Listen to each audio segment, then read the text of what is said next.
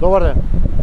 ВМРО ДПМН планира да потроши 3,5 милиони евра пари на граѓаните за набавка на стара и нефункционална зграда за потребите на јавното предпријатие Комунална хигиена Скопје. Во најавената трампа со имот со фирмата Unitire City, на која треба да ја бидат доплатени овие 3,5 милиони евра, се крие сомнителна бизнис делка со која што ќе бидат оштетени граѓаните. За ова нема ниту економска, ниту било каква друга оправданост.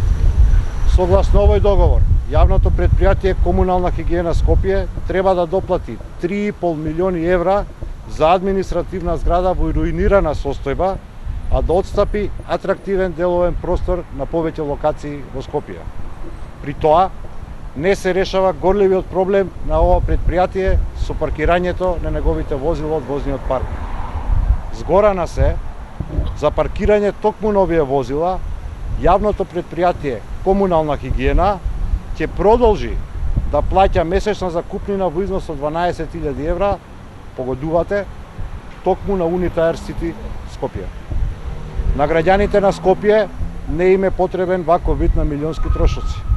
Ова особено што владата нема пари соодветно да ги исплати поплавените граѓани.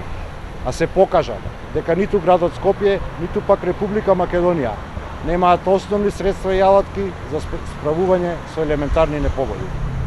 Социјалдемократскиот сојуз на Македонија бара одлуката за размена на недвижниот имот помеѓу јавното предпријатие Комунална хигиена Скопје и приватната фирма Unitire City Скопје да биде итно повлечена.